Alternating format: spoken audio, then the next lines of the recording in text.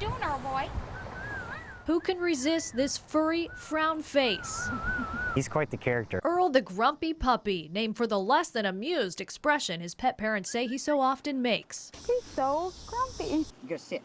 Sit. At 5 months old, you might ask, what does he have to be a grouch about? Romping in the yard, he seems quite the peppy puppy. So is the disgruntled demeanor for real, or is Earl just misunderstood? We definitely get the frown and the goofy looks all the time. But yeah, when he's sleepy, it's dirty looks. So we know not to touch him. So. With snapshots of that stare, the couple recently created his own Facebook page, and overnight, it seems this puppy's picture is everywhere. Crazy. Hectic, very hectic. He's been described as having the scowl of an ornery old man, and that's what his owners say originally caught their attention. We started cracking up. Yeah, we couldn't stop laughing. Even his baby pictures, like, okay, this is the one for us. Completely grumpy, uninterested. Very fitting with their name choice. We had both agreed that we wanted a male dog with an old man's name. Okay, Earl, a lot of people want to know, how are you handling this sudden fame? No big deal. He puts his sunglasses on, he walks around. On his Facebook page, new fans share antics from their own animals, and so far he's getting a lot of love for that face, making for a happy tale for this grumpy puppy. I'm just happy that people get to see what we see every day. His personality, I mean, we sit and crack up all the time, so the fact that everyone else loves him as much as we do, we think it's awesome. In Davenport, Bailey Dietz, KWQC TV 6 News. Pretty much like fighting your own house. Charred walls, debris on the ground. Volunteer firefighters work to secure the empty engine bays at the Stockton Fire Station.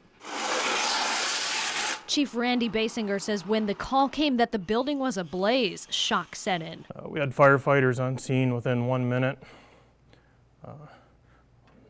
Those firefighters were able to bring equipment from a second building we have. But all the firefighters' protective gear was inside, keeping them on the outside. Community members captured pictures like this of crews manning hoses in plain clothes. It was a tough fire to fight, and guys did a great job. Others watched as firefighters took on this tough battle. Many stepped up to help with gathering food, water, anything they could for the firefighters. It's heartbreaking. It's still, you're in shock. You don't expect this in a small town.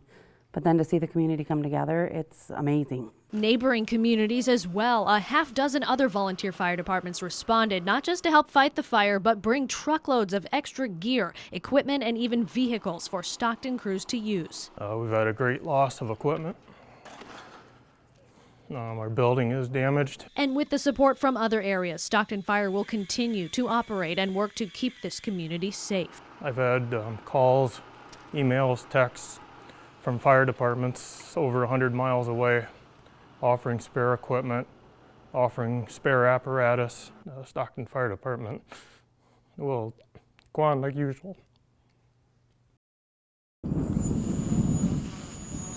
It may look like a hobby drone your next door neighbor could fly, but this is a high-tech tool. This piece of equipment is actually robotics that flies. A nearly $13,000 unmanned aerial vehicle, weighing less than a pound, able to hover more than 1,000 feet up, equipped with 3 cameras to give crews on the ground a very different yet very necessary perspective. Forward view, a 45-degree angle view, and a straight downward view, as well as a thermal imager. These Amboy firefighters and uncle-nephew operating team have been practicing with that for weeks, preparing for search and rescue situations, picking up heat signatures of people or things too far away to see. You can identify the neighbor's dog or someone walking down the street, vehicles that are sitting parked, but you can see the engine and the hood and everything is glowing because you know that vehicle just had been run. And they say this can make the difference in a firefight, giving crews visual access. Large brush fires, with the smoke and things like that, from ground level, you can't always tell the extent of the fire or buildings that could be in danger beyond what you can see. This lets them see it all unfold on a screen, just like a movie. And while firefighters are the ones operating the drone, the fire chief says the equipment will be shared with local law enforcement. Calling in the aircraft will provide us with a better aerial coverage quicker than what it would for us to bring that human resource in. Amboy's police chief says he sees the UAV having the biggest impact when it comes to finding missing people. A department with 4 full-time officers can be stretched really thin, searching a cornfield or other rural area. It gives us a completely different perspective. When you're looking at it at eye level in a normal situation, this gives us almost a 360-degree view of what we're dealing with, the type of terrain, any obstacles, any hidden places a child may be. Potentially giving a better outcome faster. In Amboy, Got it. Elizabeth Goodsit, KWQC TV 6 News. We're going to ride horses today. Today we came out to Let's Go on Friendship Farm. They actually came to a volunteer training and they invited us to come out and ride horses. The club has been in existence since the early 80s. And this is our first year doing anything with Gigi's Playhouse.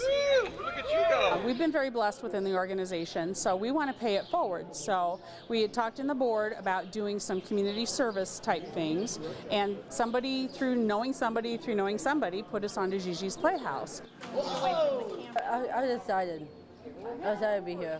We've got a couple of the quarter horses that are out there. You know, the bigger, stockier horses for the bigger riders. We try and match the riders to the individuals. We had some individuals that were a little bit scared to maybe ride, but they're getting a big kick out of being driven around. Good job, buddy. Oh, they all love it. They all love it. Some are a little scared, but they're jumping right into it, and it's wonderful to see them kind of grow and blossom and do something they wouldn't normally do. I love it. Will Rogers said, the outside of a horse is good for the inside of a man. 3, 2, 1. Students are asked to solve multiple situations on building a trebuchet and then to accurately be able to troubleshoot it and break it down to make it throw accurately. Yeah, it was fun, but yeah, it was very frustrating. The biggest part is the pouch and the pins that we put in the back of it. You have like the arm and then you have like little pins in it. You can set the angles to it and it'll make the arm throw shorter or further. It's an engineering process that they have to go through in a team process that's real world, so it's fun. The building part of it was actually a lot more fun than I expected. It was a cool experience to be able to build something and have it work. It felt really good. We were pretty happy with it. We wanted to hit the bullseye, of course. We were a little bit outside of it, but it still felt really good and we were happy with what we accomplished. It's all about fun, but it's also about you know, trying to do better than someone else too, and that's the real world. Okay, that's progress.